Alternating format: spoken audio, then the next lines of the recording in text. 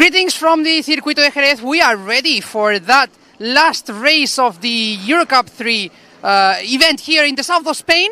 This is the penultimate race of the season and we could have a champion today. But before all that, why don't we take a little bit of a check, enjoy a little bit of a snippet of our video podcast, of our off-track that we recorded back in SPA-FRANCORCHAMPS, where we take a look a little bit of what goes on when it comes to working with drivers, both from the perspective of a driver coach and from the perspective of a trainer who works with drivers, and make sure that all those who compete on track get the best preparation possible. Enjoy those few minutes to see what it is like. And of course, remember, you can always check those off-track chapters in our YouTube channel. So check it out, and we'll come back in a few minutes with the last race of the weekend.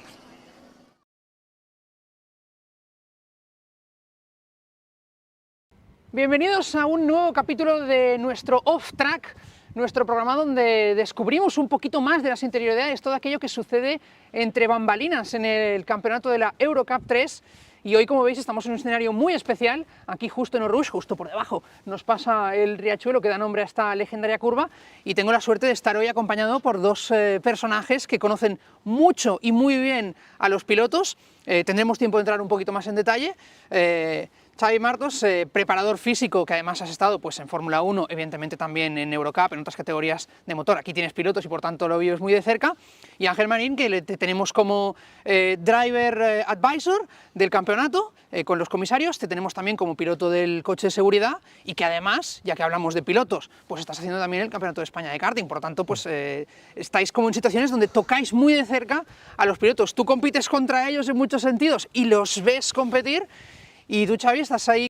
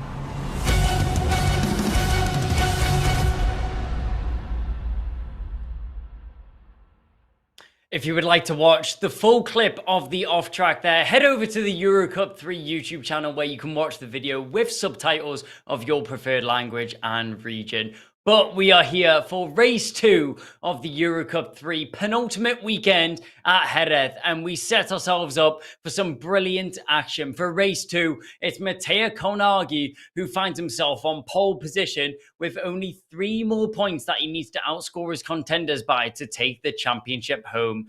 And the man to talk me through it as well, for our eyes and ears on the ground, Alex is down there waiting with the latest news from on the ground. Obviously, a while since we had our last race, Alex. Any stories that have developed down there?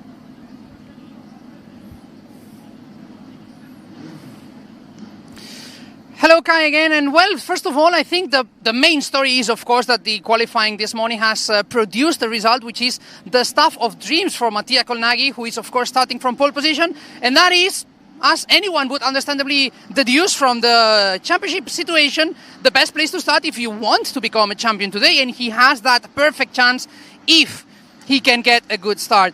And I say if because, you know, this weekend, this specific spot here hasn't been necessarily the most lucky place to start from in the Circuito de Jerez. Specifically, we're talking also about our sister series, the Formula 4 Spanish Championship, where the pole sitter hasn't been necessarily very, very lucky. Yesterday, Mattia Konagi had a blasting start from P3. Today, he has a little bit easier. But then, going on to the stories, I talked about the driver who's starting from pole position, but I have to probably look a little bit lower on the ground to tell you that the track temperature is 50.7 degrees Celsius, so of course, really, really, really hot. We were expecting temperatures to be a little bit lower than yesterday, but alas, that was not to happen. So drivers are now facing that different challenge, potentially different from what they were expecting. But let me tell you something, Kai. These drivers have seen it all this season, and heat is something that they have very recent experience in, and I don't think that will pose too big of a challenge. No, I completely agree, but yesterday we were talking about the heat and the impact that that has on the car and the drivers, and we actually saw a few technical issues with the cars yesterday, where a couple of cars had to retire because of problems with their actual vehicle. But as we were saying, pole spot hasn't been favoured over the course of the weekend so far, but with Matteo Carnaghi taking home another 2 points for his pole position, and with him starting on pole, he only needs to outscore Valerio Rinicella by 3 points. I don't see it going any other way. Do you, Alex? Because he's just been so dominant all year.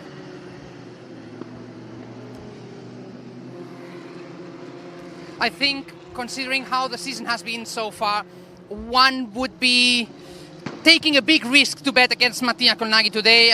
He's oftentimes been able to recover from not necessarily great qualifyings, while still good, starting from pole position, knowing what we know about his driving, knowing what we know about the Circuito de Jerez, on his first weekend wearing the Red Bull livery, Red Bull colors on his helmet. I think the odds are stacked against everyone else today, because we know that he's not the championship leader for no reason. He's the championship leader because he has been quick, he's been efficient, he's been solid, he's been good at attacking, he's been great at defending. And so, again, if we have to make our own vegetable bet today, that goes for Mattia Colnaghi for sure. But this is racing, this is motorsport. We've seen lots of things happen, and Valerio Rinicella is exactly where he wants to be, near his teammate, near his friend, near his rival, and with potentially nothing to lose, because at this stage of the season, it's either win or sink, so he'll have to give it his all, and I'm sure he will try. Yeah, and I mean, other big names from qualifying, obviously in the race yesterday, it was Enzo Tarvanishko who took a dominant victory where he was just able to walk away from the rest of the field, no problems for him. But in qualifying this morning, really struggled. Down in P14, he'll be starting for this race. Us from home weren't actually able to see what happened there. I don't know if you saw what happened there, Alex, on why he's starting so far down.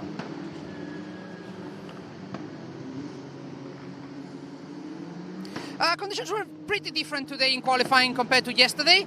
Yesterday we had a pretty hot qualifying session. That means, of course, hotter temperatures. As we talked about yesterday, settings change a little bit. How the engine performs changes a little bit as well. So certain settings do perform better when those conditions change, especially because you end up having almost a second a lap difference. So in this case, when you compare the times from today to the times that we saw yesterday, it is over a second. And over a second with just 24 hours difference, that is insane a difference. The track was much quicker today, and I think that just put us back onto the normal track, onto the normal position of things where the usual drivers were ahead. In fact, if you look at the best qualifying times today, it is the four chosen ones from this season who have been ahead. So that probably means that these conditions are more representative of what we've seen in 2025, whereas yesterday's were a little bit more unusual. And as you know, unusual conditions sometimes net unusual results. That doesn't mean that there's no merit to what Enzo Tarvanishko did yesterday. He was amazing in both qualifying and race, but you still have to change certain things, and sometimes being a little bit more cautious just puts you in a position where you're overtaken by some who take more risks. So no risks on this qualifying today morning, usual drivers ahead. That means that we have a classic in our hands. I'm not sure if necessarily a very heated classic, but a classic nonetheless. Yeah, no, completely agree with you there. But one man that I'm excited to see how he does in this race, Kasper Stuka. It was a difficult race for him yesterday. It was P15, which he walked away with. But a front row start for him today. And the man who also has the lap record around this tracks in these machines. So, Danny, what should we be expecting from Kasper Stuka in this race?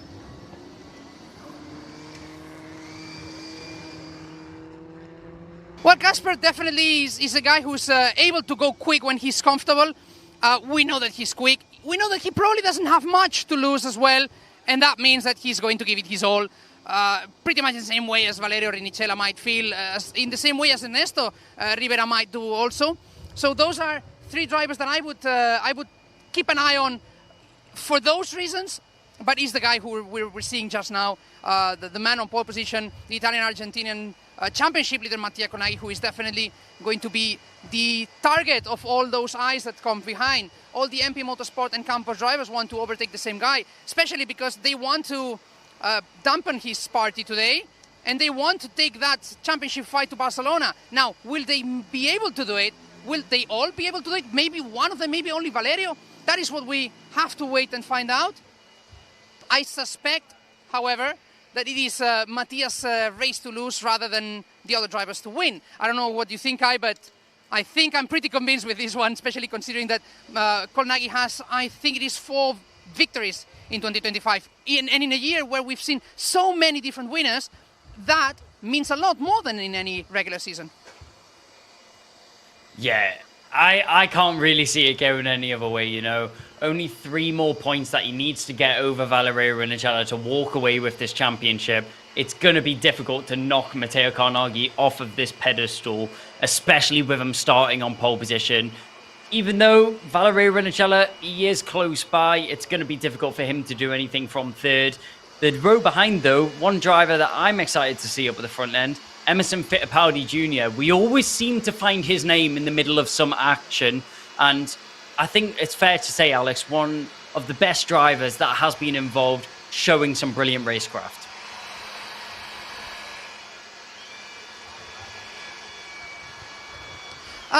In the case of Emerson Fittipaldi, he's of course a competitive driver, but we know that he's on his second season. He has that benefit of an extra experience compared to the rookies, and this is part of this generational battle that we're seeing in 2025, where the rookies have been pretty much mounting an uprise against the established drivers, and Fittipaldi has struggled a little bit with that. He was perhaps more comfortable against the rivals that he had last year. This year he has been a little bit more upset, or maybe a bit less comfortable. He's probably, of course, thinking of his next step next year in FIA Formula 2, but he has to close the season as best as he can because he needs that confidence for next year. This weekend he's been quick. Probably one of his best weekends of the season, especially important after what happened in SPA-FRANCORCHAMPS. So I expect him to be at least around those high points paying positions. Let's see if he can maybe mount a challenge for the podium. That's probably the target that he will have in his mind.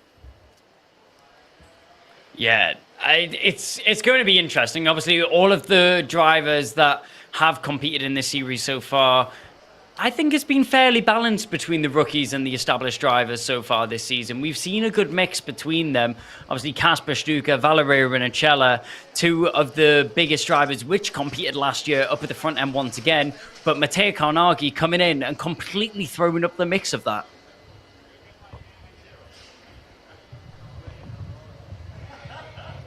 Mattia Conaghi, of course, is probably the main representative, main example of this rookie class that has been so competitive. Ernesto Rivera as well.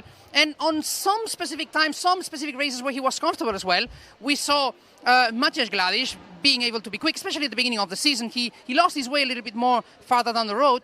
Also, Enzo Tarbarnicco, of course, he was quick, not just on the race before yesterday in Jerez, but also in Spa-Francorchamps. He had a great recovery race. So as you mentioned, Kai, we had a good mix of veterans and rookies. The rookies are being very impressive. The veterans are holding their ground. And with this last race here in Jerez, there's another chance. And there will be another one in just a couple of months in Barcelona. And I think that should be the best way to finish this 2025 season, which I think has been, dare I say, maybe one of the most exciting in the history of the series. In its short history, but definitely one to remember. I have to agree with you on that one. Alex, thank you very much for your time.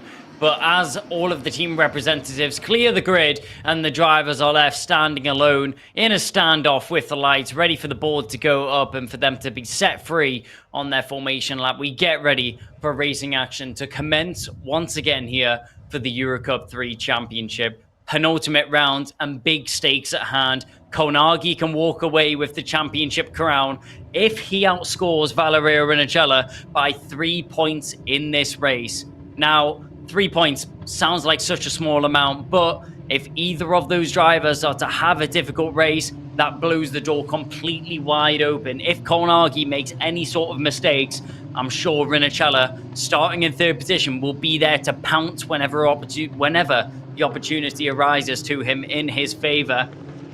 There is a few drivers still sat between them, though. Kasper Stuka, currently fourth in the championship. He's battling for a top 3 spot.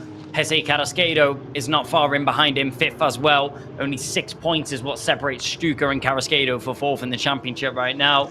It's another 20 points forward to Ernesto Rivera, third in the championship. The man who led at the start of the season dropped back a little bit further with some unfortunate circumstances and some bad luck in the mid part of the season.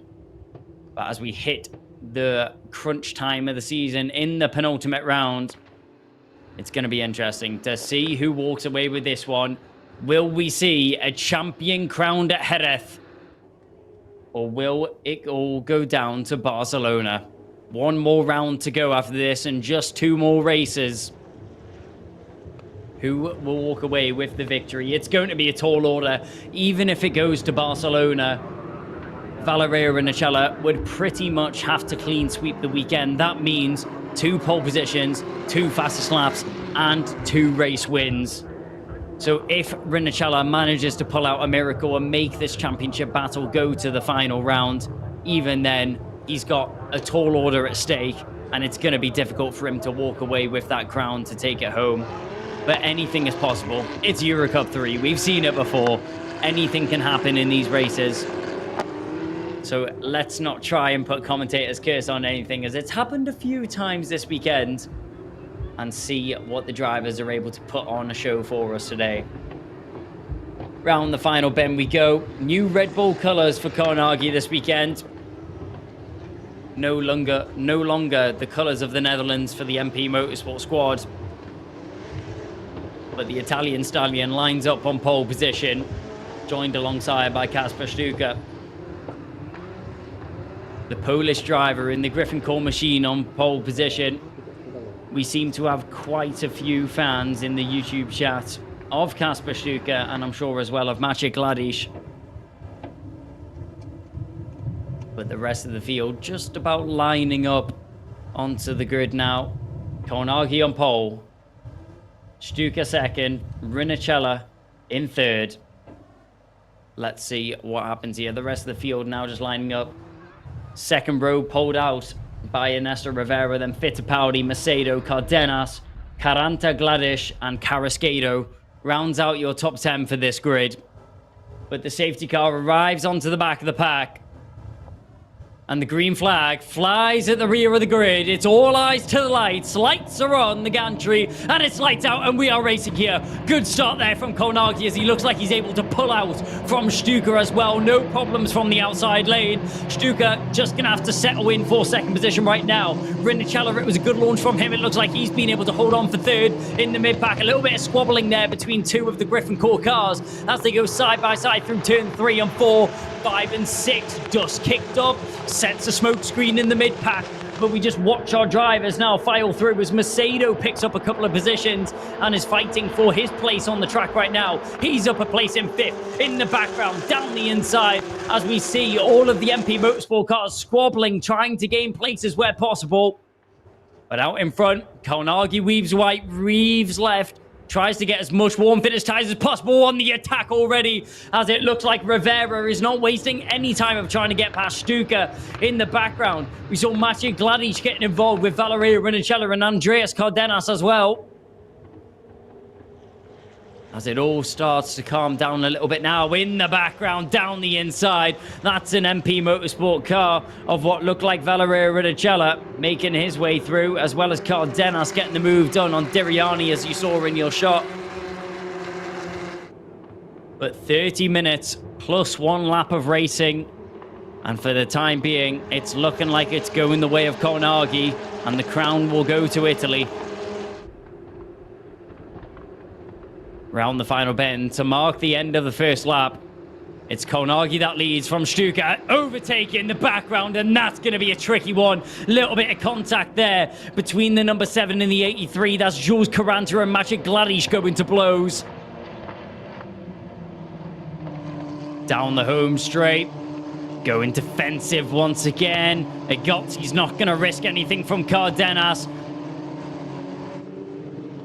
Egotzi there just covering the inside line as Cardenas was trying to get on the attack and get some places done. Through our picture, there goes the number 33. That's Andreas Cardenas attacking the back of James Egotzi. Egotzi, a very, very vicious driver. We've seen multiple times this season getting stuck into the deep end of these battles, and most of the time pulling off in his favor as well. Filing down towards turn 6, a little bit of defense in the background. As we can see, that's going to be a move, an attempt around the outside. Abkazava's off. Abkazava's off into the gravel there as he tried to make the move around the outside of Kai Diriani, but Diriani will pick up the place inevitably with Abkazava just going off. Alex Abkazava got hung out to dry. And Diriani gets through, as well as Oscar Wirtz, Jesse Carrasquedo, and Enzo Tarvinichko. In the pit lane, though, it looks like... What is that? Is that a bit of debris off one of the cars? It looks like that came off one of the front nose cones of one of the cars. We'll have to try and find out. That is an Alley Racing bit of debris. The Alley Racing team will take it back to their garage. We'll have to try and figure out which car that is off. Emil Hellberg has just dropped back a little bit in the pack, so my prediction is that it's off the car of the Hellberg number 46. We'll get a replay here of the start. And what a launch it was there from Matteo Konagi, as he's just able to pull away from the rest of the field. The dampers from the one of the Alley cars, and one of the stewards, just one of the trackside assistants, just went out, and he became the hero by picking that piece up and bringing it back to track before we had to suffer another safety car, which would have been a shame. Brilliant. Thank you very much for your input, Alex. And there it is. It was a piece of debris off one of the Alley cars, and the stewards was able to pick it up and recover it before a safety car. Obviously, all of the track officials have done a brilliant job all weekend, and Alex has done a great job at keeping us up to date with any of the action that we miss on our side of the broadcast. But one thing to mention, Alex Abkazava, we saw him go off into the gravel a little bit earlier on. He's now dropped all the way back down to last in the field. Down to 27th position he goes. He's still rotating and circulating around the track, but very far off the rear of this battle are we right now. Wonder what's happened there to Alex Abkazava. It'd be great if we could get a replay, if possible. Seems like it must have came off the back of a battle or something like that. Matteo Konagi, though. 1 second gap that he's managed to pull back to Stuka in second, with fastest lap of the race also going his way that time round. Kasper Stuka, the man with the lap record around here. Not able to topple the times of Matteo Konagi just yet, though. There is still plenty of time to find his footing. Emerson Fittipaldi Jr. there, the number 77 in the MP Motorsport machine. Currently in P4. It's been a good launch there for Fittipaldi. He's up one place and in quite an offensive position. We are quite strung back within what looks like about the top 7 or 8. No one really within an attacking opportunity for the time being. But even still, anything can develop from that. We'll get a bit of a replay here. Was this what happened to Alex Abkazava? And it looks like it was, just completely wide there and off into the gravel trap. No incident this time round, no forcing off the circuit, just way too deep under brake and misjudged his braking point. And the gravel trap is the only piece of track that he will be seeing in that circumstance. Tarmac turns to gravel very quickly when you're traveling at that speed. And unfortunately, Alex Abkazava had no choice but to go that way. There is Kasper Stuka, Ernesto Rivera, the driver, third in the championship, sorry. Valerio Rinicella, second in the championship. He's down in 6th right now. And with Rinicella being in 6th, Konagi dominating in the lead right now. I can't see this championship going any other way than the Italian out in front. Unless there is some drastic issues for the Italian driver at the front of the field, I can't see the championship going any other way. It was always going to be a tall order for Valerio Rinicella, and he really has fought it all the way down to the dying ends of the season. He's put up a good fight, but just a little bit short for this season. Rinicella, though, last time out, obviously a veteran in the EUROCUP-3 championship. In 2024, in EUROCUP-3, he was able to finish a little bit higher. Also competed in the Asian Le Mans Series last year, but there is some moves going on track. That's a move down the inside from the number 27. Jose Carrasquedo's going to try it, but fighting it all the way around. Oscar Wirtz is just going to hang on. They're still side by side as they go through 7. They emerge in 8. Wirtz still on the inside. Carrasquedo hanging a long way round. Will he be able to do it, or will he be hang out to dry? He's got the inside line into 11 and 12 now, and it looks like he'll get it done. Wirtz on the switchback. He gets the drive out of the corner. Late on the brakes. Will he be able to hang it? Carrasquedo just has the edge right now, and he gets a better drive out of the corner. Does he get the apex? Yes, he does. Carrasquedo gets it done. Wirtz just having to back out of that move there. Some great battling between the two competitors, and great to see the respect of each other side by side for such a long margin of the circuit. It's great to see such close side-by-side action and no contact between the two competitors. But out of that battle, it's Jose Carrasquedo who comes out just on top. Sorry, that wasn't the battle with Oscar Wirtz. It was Enzo Tarvinichko, obviously in the Red Bull Junior colours. So Carrasquedo and Tarvinichko really pushing the limits between the two of them. And I think that won't be the end of that battle. Out in front, we were just mentioning the Red Bull colours, and it's obviously the Red Bull colours of Matteo Carnaghi that you can't miss. In the background, it does seem that Enzo Tarvinichko has finally got the move done on Jose Carrasquedo. As we get confirmation on the timing screen, Tarvinichko makes his way up into 13th and hopefully pushing on to the back of Oscar Wirtz's DriveX machine. We're having a look at Francisco Macedo, who finds himself 5th in the race right now, 3rd rookie in the order. The top 3 rookies are as follows: Konagi in the lead, Rivera in 3rd, Macedo in 5th. So that is your rookie podium. Onto the home straight. 39.4 is the best lap to beat for Konagi. Can he improve his time, or can anyone else take that order? Round the final bend, Stuka really trying all he can to hang on to the back of Matteo Carnaghi, but the pace just seems a little bit too strong for the time being. 1.4 seconds is what separates the two of them, and nothing that Stuka is able to do to respond to the lap times of Carnaghi being placed down onto the tarmac right now. Across the line we go. We're having a look at Barashi and Felderman, very close between the Palau and Sparko Palau drivers. Here is Carnaghi, and what a season it has been for him. I mean, as Alex mentioned earlier, a record 4 wins, looking to make it 5 already for Matteo Carnaghi. 9 podiums and 11 top 5 finishes. He has been so consistent over the course of this season, and his results speak aplenty of why he's the driver at the top of the championship, and why he's managed to secure that Red Bull backing for next season, heading into FIA Formula 3. A very much deserved move, but some great moves going on the circuit as well, as the battles continue to rage on in the midfield. As just battling for position all the way throughout. At the front end, it seems like it's a little bit more strung out than we see in the back of the pack. However, everyone's still trying to find their way through. That battle that was going on, that was the number 12 of Alex Abacazava trying to make his way back through the field. So that was the MP Motorsport machine that was making that move in the replay. As Abgazava, he was down in 27th, now finds himself in 24th, so up 3 places than what he was a few laps ago. Good momentum and good movement there from Abgazava.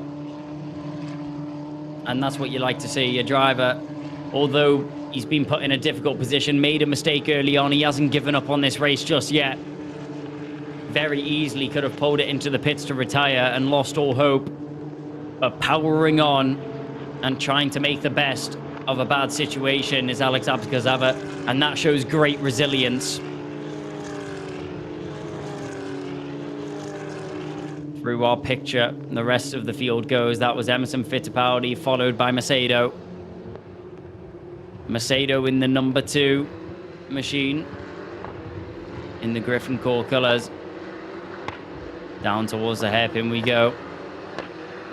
Let's have a look there at the number 33. That's Andreas Cardenas, close to the back of Agozzi. Agozzi, as we know, a ruthless driver. He's not going to let that position go too easily. James Agozzi, also a prevalent name throughout his karting career. The American driver, throughout European karting, made a name for himself. In his most recent years, obviously competed in the EUROCUP-3 Winter Championship, where he finished 3rd. He's a little bit further down than that in the current championship, as James Agozzi finds himself 8th for the time being. So I'm sure he would have been hoping to be a little bit further up. But last year, competed in the F4 Spanish Championship, taking the step up to EUROCUP-3 this year. Finished 6th in that.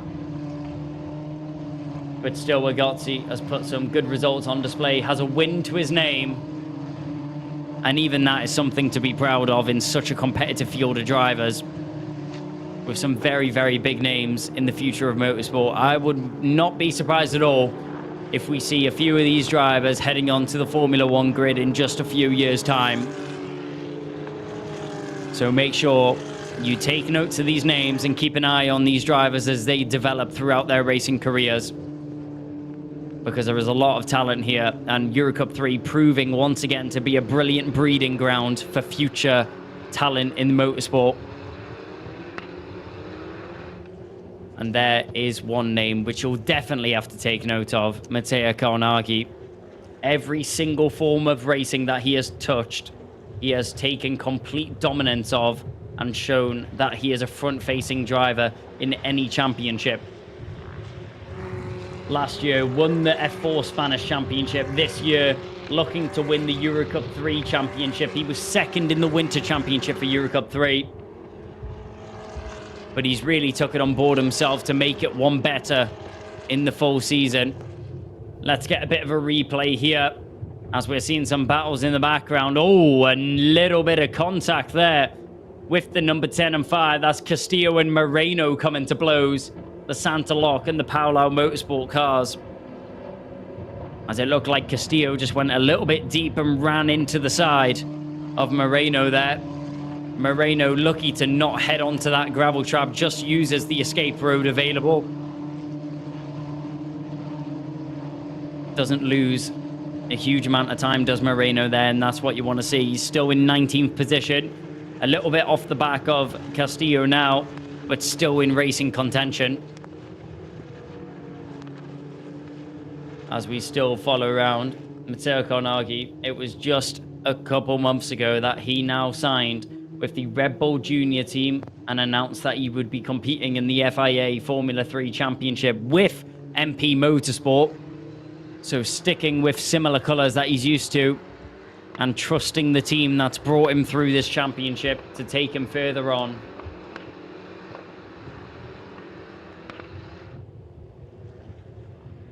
Further down the order, though, we're keeping an eye on Francisco Macedo and Valerio Rinicella.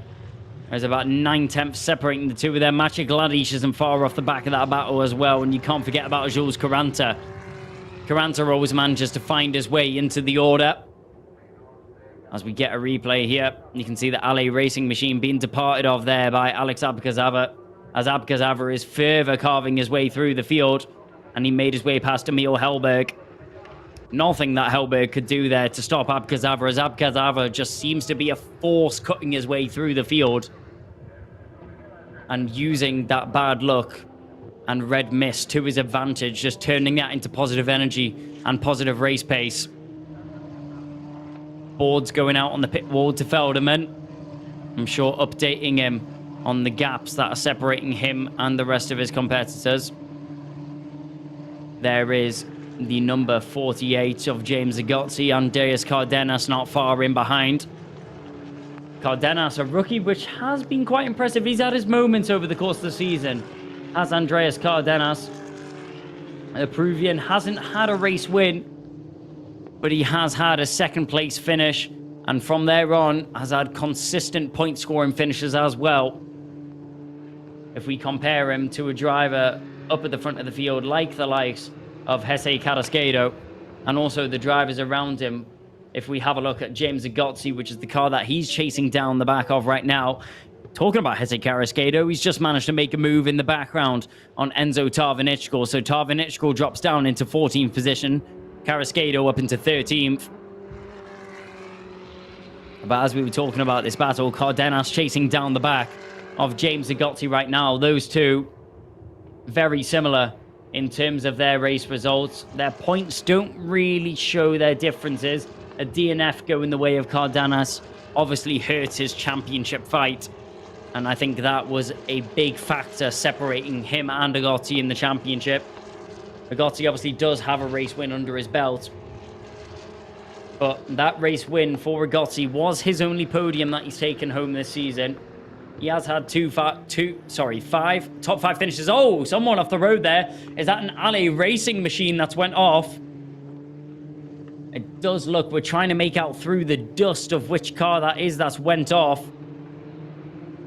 It is the Alley racing machine. And that's unfortunate to see the number 43 head off the circuit of Emil Hellberg. Hellberg heads off. Garrett Berry into the pit lane. So Garrett Berry for Santalok Racing pulls into the pit lane. And what's going to be the problem there? We'll see if we can get any updates on why he is into the pit lane. Garrett Berry team just looking over the car here. Engine cover isn't off just yet, but the laptop is out, which does indicate that we're looking at a potential electrical fault in the car. Emil Hellberg as well. Sorry, no, that's not Emil Hellberg. That's the other Hellberg sibling. The other Hellberg brother, Linus Hellberg, is now the one pulling into the pit lane, and it was Linus Hellberg that went off. I do correct myself. So Linus Hellberg into the pit lane, and that was the car which we saw the cover come off the front wing. So we see Linus Hellberg come in, and you could see that missing panel off the front wing there. That was what the stewards had recovered off the circuit earlier on to avoid a safety car being deployed. But Hellberg in the pit lane and out of the car. That's unfortunate to see Linus Hellberg already out of this racing action. And just over half the race has been completed. He'll find himself out of contention. Garrett Berry, it's not looking hopeful for him either. Unfortunately, it might be a retirement from him. From the highs of Alley Racing just not long ago, where we saw them pick up their first podium and their first points as well. Unfortunately, the ending to the season hasn't been the midpoint which they would have been hoping to continue. But MP Motorsport just continuously extending. Engine cover is now off there for Garrett Berry. So we are looking at a possible mechanical issue on the Santalok Racing car. The team will have a look at it, but with 9 minutes of racing action just remaining, it's not looking hopeful for Berry to get back out and racing. So out in front, Kasper Stuka has just picked up the fastest lap of the race there, so proving that he may be the driver that is fastest out on the circuit. He does have the lap record in these Euro Cup and Formula Regional machines. So out of those two championships, he is the fastest driver to ever visited the Jerez circuit. And a 39.2, a little bit far off his lap record of a 37.9. So track conditions, not quite the same, but it is very, very difficult when you have such high track conditions of 50.2 degrees Celsius. These tires will virtually be melting underneath these cars. So another thing that the drivers need to take into account when they're circulating around this track, they need to be taking care of these tires. They can't push them too hard, or graining and tire wear will be a huge issue once it gets to the latter stages of this race. So will that be something that we see come into fruition? And Konagi, I would be surprised if it's something that he has to deal with and something that he has to worry about, just because he's been able to push himself into clean air and hasn't had to worry about the dirty air of cars around him. It's just been a dominant performance, as we've seen time and time again, as Garrett Berry's machine is pushed back. And will they get that restarted? The team have vacated the area of the car, but the fan goes straight back on. Not quite sure what's happening here with Garrett Berry. Even if he does rejoin the circuit, he will still be 2 laps down in the order. So not the position that Santaloc Racing want to find themselves in, and not the position that Valerio Rinicella wants to find himself in either. Yellow flags out on the circuit as one driver's round. Who's that who's just spun around there? As one driver just rejoining the circuit. That looked like the number 11 that had went round of Oscar Wurth in his Drive X machine. What's happened to Wurth here? Oh, contact on the inside. And that would make sense why Wurth has went round. It was contact with what looked like the number 27 of Jesse Carrasquedo. As Carrasquedo dived down the inside, Wurth tried to shut the door, and it didn't work out in either driver's favor, especially not Oscar Wurth, as he found himself facing the wrong way. Contact between the two of them. It will be interesting to see if the stewards feel that there's an investigation necessary. From my perspective, it did seem like a racing incident. Obviously, it's difficult to see from a camera angle like that. Jesse Carrasquedo was what seemed to be halfway alongside the car, but the door got shut in his face. And as we say that, Jesse Carrasquedo's pulled into the pit lane with what I can only assume is damage from that incident with Oscar Wurth, as the team is very much all over that front left side of the car, which is exactly where the contact was with Oscar Wurth. Out of the pit lane here comes Garrett Berry. So Garrett Berry rejoins the circuit, but he does rejoin 3 laps down from our leader. But Jesse Carrasquedo, from what looked like a pretty sure move, and we do have to say that it has been noted by the stewards, that incident between Jesse Carrasquedo and the number 11 of Oscar Wurth. So Oscar Wurth and Jesse Carrasquedo might have to take a quick run to the steward's office. As Carrasquedo, we do have word that he's back on track. Alex Garcia feeds us the latest information. So Carrasquedo is going to exit the pit lane and head back out onto the circuit. So a quick fix there for the Griffincourt team. And up at the front end, you can't take your eyes off him. Mattia Konagi, all season, has been a driver that's put himself up at the front end. And he's going to round out the championship in style at the penultimate round with no pressure heading into Barcelona. The Red Bull Junior driver proves his force. And he's definitely going to be a force to reckon with in the FIA Formula 3 Championship. Let's see another move here from Alex Abgazava. Abgazava just loves to get that MP Motorsport machine posted on the inside line. Past the 23 of Felderman, but Felderman tried to hang it around the outside. Those two went side by side for quite a while there, but Abgazava in the end just about eking out that gap and managing to make his way past Felderman. Either way, still great racing going on. As Alex Abgazava, I think it's fair to say hats off to him. He's had a great recovery drive from when he dropped down to 27th position through a mistake of his own. He now finds himself back up to 19th place.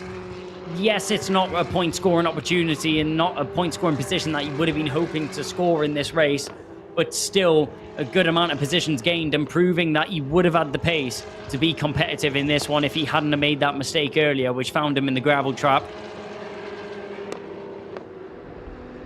up at the front end. Let's keep an eye on this battle once again. Andreas Cardenas and James Agozzi have both been very, very close throughout this whole race. Valerio Rinicella is not far off the back of Francisco Macedo as well. As we head down the straight, we're having a look at this. Rinicella close to the back of Macedo. Caranta close to the back of Gladish. Through turn 1 and down towards the hairpin of turn 2 we go. Out in front, it's still the same order that we know and love. But Francisco Macedo might not have such an easy ending to this race that you would have been hoping for, as Valerio Rinicella is piling on the pressure where possible. Rinicella, you may be sat at home wondering, well, how is Rinicella applying pressure if he's so far back? What he will be doing, as you can see right now, he's not quite on the racing line optimizing all the track. What Rinicella is doing is positioning his car perfectly so he is always in the rear view mirror of Francisco Macedo to create this illusion so Macedo feels that Rinicella is closer to the rear end of his machine than he actually is. So Rinicella, although he's not actually close enough to make an overtaking bid, he's just making sure that Macedo constantly has that reminder that Rinicella is in behind him and is within viewing distance. In doing so, just hoping that Macedo makes an issue whilst driving in his mirrors, because that's the worst thing you can do as a racing driver, is focus on the cars behind you. Slow on the pit straight. Who's that? That's slow on the pit straight there. As out of the final corner, just slowing up. We didn't quite catch the number of who that is, but tumbling down the order is one of the drivers. Smoke puffing out the back of the rear of the car. That is the number 37 of Kasper Stuka. So Kasper Stuka, the driver that was in second position, slow across the line. Let's get a replay of what's happened here. This isn't the replay of what happened to Kasper Stuka, but it is Alex Abgazava getting that move done. That was Alex Abgazava getting the move done, which we saw earlier on between him and Aldo Felderman. So Aldo Felderman just dropping a little bit back. Was that Kasper Stuka that had the problem? We'll see once the drivers cross the line once again, and as the timing order updates. Even still, one driver coming out of the final corner very, very slowly. And I feel that it may have been Kasper Stuka. It may not have been an issue. It may have just been a mistake. But he has dropped back to 3.5 seconds behind Mattia Carnaghi. And as we head through the final couple of corners, into the final bend, heads Mattia Carnaghi now. With 10 seconds still remaining on the clock, I think we may still have another lap after this one. Will we have 2 laps or will we have 1? Clock strikes 0, and crossing the line is Carnaghi. We will have 2 more laps of racing action. Out of the final bend and across the line. Carnaghi, these are victory laps at this point. Just 2 more laps for him to make his way around the circuit. Going slow again. Who is this? Slow down the home straight and through the first corner. Just making his way past there was the number 55 of Rinicella. But a very slow moving car as Rinicella makes his way past. Couldn't quite make out the number on that car on my screen. But once we head over the timing tower, we'll see who it was. Or was it a lapped car? There is the possibility that it was the lapped car of Jesse Carrasquedo. And I think that may be what it was. That could have been the slow-moving car of Jesse Carrasquedo as he was moving his way out of the leaders with the blue flags being handed his way. Obviously, Carrasquedo being a lap down already due to having to pull into the pit lane because of contact with Oscar Wurth earlier on.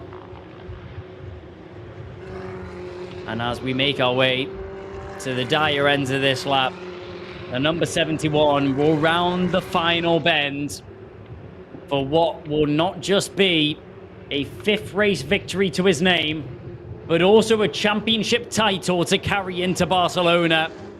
As he crosses the line now, Matej Karnagi, at just the age of 17, is headed for stardom in the EUROCUP-3 championship.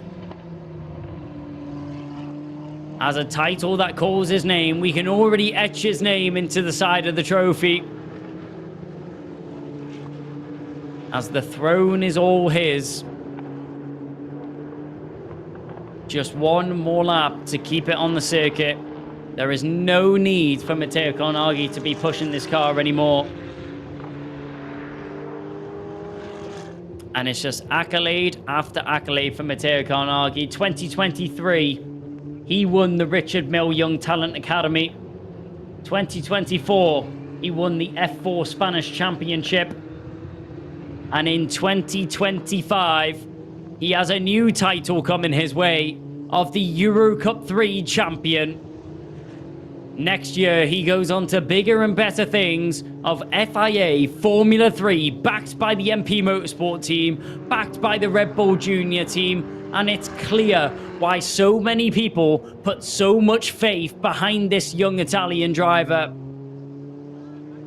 At just 17 years old, he has so long left in front of him in his motorsport career, yet seems just so mature beyond his age.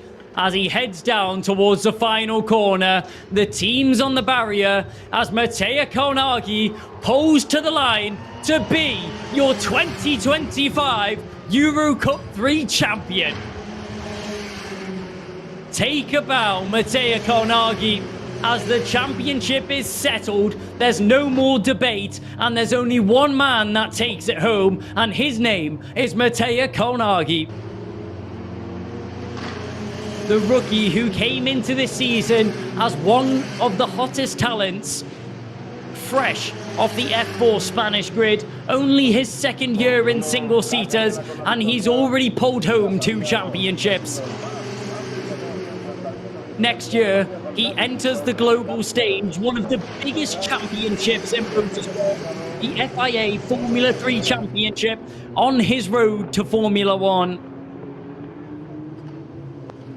As an Italian driver, you've heard it before, all roads lead to Rome, but for Matej Karnagi, it really is possible that all roads lead to Formula 1. As it seems like every single track that he touches, he leaves a little bit of stardust and magic on.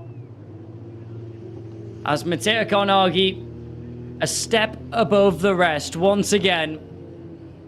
And this time, it's not just another race win, but it is the title, as MP Motorsport can finally celebrate that they have a champion in the EUROCUP-3 championship. On the in-lap here, Karnagi taking it nice and slow, just drinking in all of the emotions. These times don't come often. Well, they may do for Matej Karnagi, but even still, a very, very special moment for the Italian driver. The youngster with nothing to prove, yet still puts on so much of a show every single time he hits the circuit and is behind the wheel.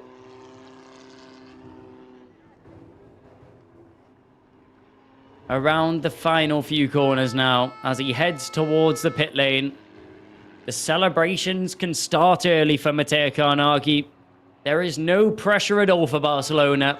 The driver, he doesn't even have to compete in the weekend, and he would still take home the championship at the end of it. It's Matej Karnagi who wins the final race here in Jerez, with Kasper Stuker in second, from Ernesto Rivera rounding out your podium. And as we pull into the pit box, it's those Red Bull Junior colours that we've seen time and time again. But this time, it's just that extra little bit special as he gets a round of applause from all of his team. He pulls in to what would be that #1 box, not just for the race, but also for his championship bout. A great dominant performance. You can't fault him at all. There was absolutely no mistakes made there by the driver behind that number 71. And as he stands on top of his car aloft, he does take a bow, and as he should, as a very, very proud moment for himself, his family, and all of the MP Motorsport team. I'm sure everybody at the Red Bull team will also be watching along and proud of the talent which they managed to spot and sign, as he embraces the rest of his team and will enjoy his celebrations tonight.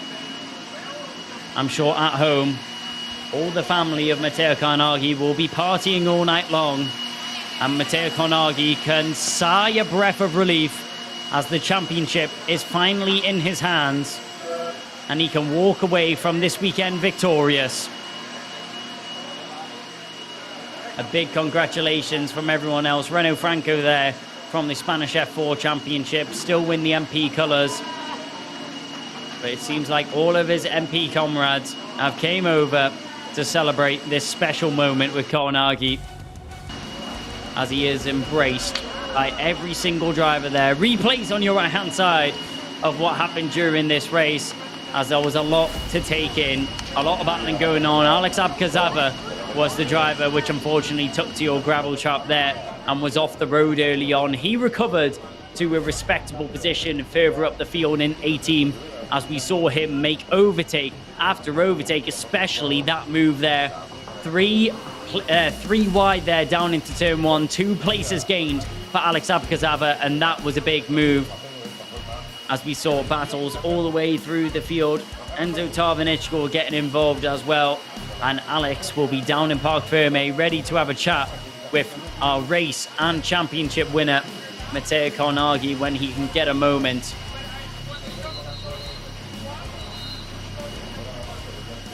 As we continue on with the replays here, that was the contact there that spun around Oscar Wirtz and put Jesse Carrasquedo into the pit lane with damage.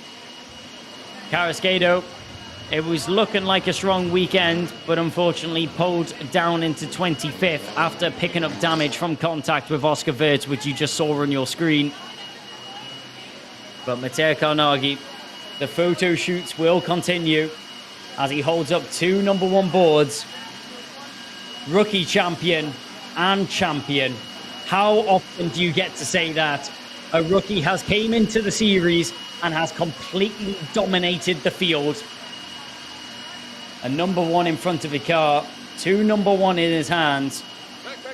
And that is just the perfect way to round out his championship fight. Let's have a replay of the start here as Carnaghi continues to take pictures and celebrate, as he rightfully should. It was just such a good launch off the line there from Carnaghi, and from there on it was just smooth sailing. Nobody was able to touch the Italian man off the road. That was some early contact there. We also have confirmation. You may be wondering there why Matteo Carnaghi is holding up 3 boards. As Matteo Carnaghi walks away champion, so does MP Motorsport, as MP Motorsport have won the team championship with this race. So Carnaghi, in his race win, gains himself a championship and the team as well. A very special weekend for everyone in the MP Motorsport garage. So a big hats off to Matteo Carnaghi for such relevant fighting all the way throughout this championship. And not for the first time, Carnaghi will be ushered over for a quick chat with Alex. 4 times before, a 5th time now, but this time is different, as he has a title under his name. Alex is down there with Matteo Carnaghi for a quick chat and a quick debrief on his whole championship and what went on in this race. Down to you, Alex.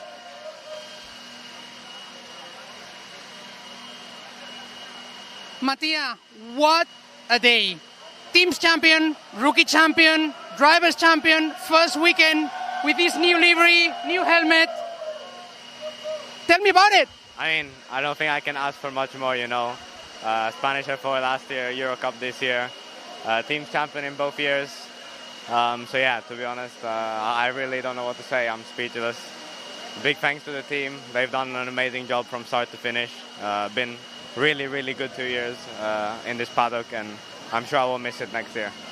I'm sure that this is, of course, not just about this weekend, it's all about the whole season. But how important is it to start this association with Red Bull with a weekend like this where there's pressure and you just deliver it? Yeah, I mean, obviously having the livery and the helmet means a lot to me. It's like achieving a dream that I had from a kid. So yeah, really prestigious, really happy to deliver this weekend and hopefully also in the future with these colors. Looking forward to finishing on a high in Barcelona? Yes, we will see. And now to finish, just some very, very quick words in Italian and Spanish for your fans, because I know that you probably have something to say. You can make it a little bit short, but you can do it. So I need to do both. A little bit of both. I think nothing. One thing to say, nulla impossibile, nada es imposible. Thank you very much, Mattia. Congratulations. Enjoy the victory and enjoy the championship. So nothing is impossible, Mattia Conaghi. That's the advice that he's giving everyone. And that was a very impressive way to finish, of course, this weekend here in Jerez. Very deserved title, probably for himself, for his rookie campaign, for the team, and of course, big celebrations that you can hear and see behind me. This is a very, very important moment for MP Motorsport. Let's see how the season finishes for them. Of course, that we know that there's Barcelona, but we know that there's also other possible commitments for the recently crowned champion. He said it himself, 2 years in this paddock where he's enjoyed very, very happy times with MP Motorsport. His story with MP Motorsport, however, is not finished because he will be racing next year in FIA Formula 3 with the same team that has brought him that success. And we know that this is, of course, another good way to show how the talents that grow in Formula 4 Spanish Championship can continue to develop here in EuroCup and onto the world stage. Nothing is impossible. 3 words to round up his season. Alex, thank you very much for your time, and we'll get ready for the podium here, as it seems that we're going to wait for this podium. Alex is down there, and obviously big emotions there for everyone in the MP Motorsport team and for Matteo Conaghi. Nothing is impossible was his 3 words.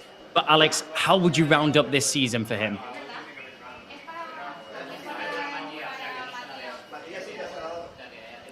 Definitely, I would say that thinking about impossibles is probably even an overstatement, because we know that Mattia was very, very quick last year in Formula 4, and we knew that he was one of the favorites, starting from what we saw in the Spanish Winter Championship. So I would say that nobody would have said that was impossible, so that is something to keep in mind. But he showed that, in a sense, that's how you make the impossible possible, because something that usually being a rookie you wouldn't be considered part of the fight for the championship. Anyone would say that the veterans have more experience and of course have a better chance to fight, but it just came from day one being a contender. So that's probably how big champions make it. That's how they do it. That's how they roll. And well, we have one of them in our hands. Who knows what we'll have next year? But for the time being, I think he's been maybe not necessarily a clear dominator, but he has been a clear presence at the top of the grid. 100%, and every single championship that he's competed in, he has always made a name for himself, whether that be an impact on the team, an impact on himself, an impact on the track. Matteo Conaghi has always been a big name in motorsport in every order that he's been in, and I'm very excited to see what he's able to do in the worlds of the likes of FIA, Formula 3. But Valerio Rennicella just falling a little bit short. He's had so much bad luck over the course of this season, and you have to feel for him. It's surely got to be disappointing and hard to take on as a driver that you're not able to take this championship battle down to the final round, wouldn't it be, Alex?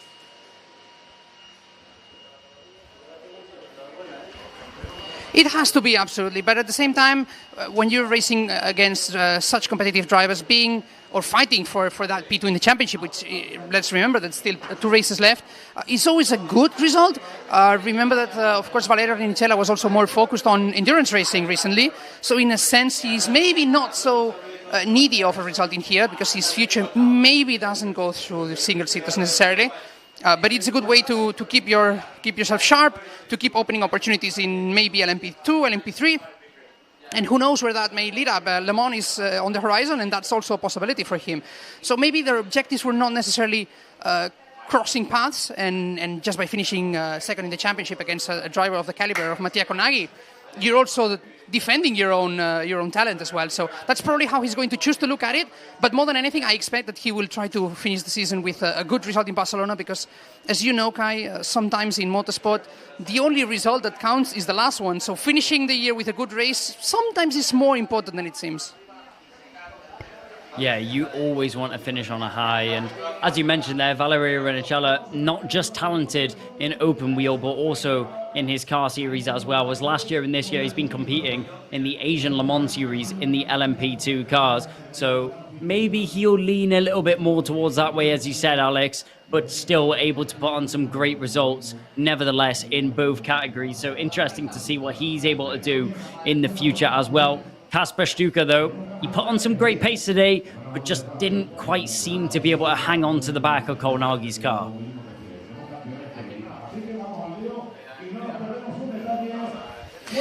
That is very true, but more than anything, what stays with me from this season is how he fought for his own reputation as well, because when you're dropped by a team like Red Bull, some might think that you're not good enough, and Kasper Stuka had it very clear, and even though Red Bull was not anymore in the picture, he chose to show why they had picked him in the first place and why his talent was there, and it continues to be there.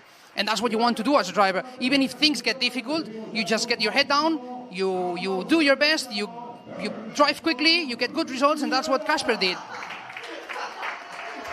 Yeah, that's all that you need to do as well. Ernesto Rivera makes his way out onto the podium for third position as well. We're getting ready for the podium celebration. So, Alex, thank you very much for your insight. And over the course of this weekend, as always bringing some brilliant information to the broadcast. Kasper Stuka makes his way out onto the podium, and there's just one man left to make his way out, and it's the name that we've probably said about 1 million times in the last 5 minutes.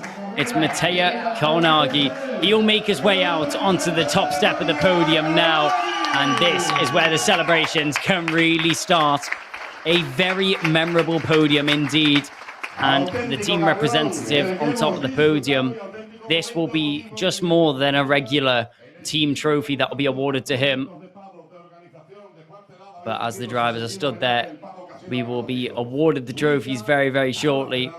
But a big weekend and a big moment for Mattia Konagi to take in right now, as we will bring out the team trophy to the team representative. But this time, it'll also be a trophy which means so much more as they take home the championship title for MP Motorsport as well.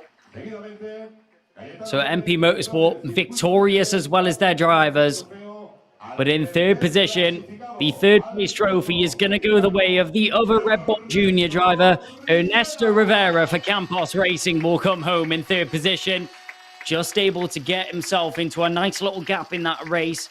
He had daylight in front of him, daylight behind, and from there on, it was just focus on the road in front and not worry about the drivers in behind. Fittipaldi wasn't too far off, but it's Rivera this time. Kasper Stuka will take home the second place trophy. He got himself up into second, started second on the grid, and from there on, it was smooth sailing. He just wasn't able to contend with the pace of our winner of Mattia Konagi. As you can see, I'm eagerly waiting for the trophy to come out as it's awarded to our championship winner. Mattia Konagi hoists the trophy above his head, and a very special moment indeed. The trophies now have all been handed out, as we will very shortly get ready for the Italian national anthem.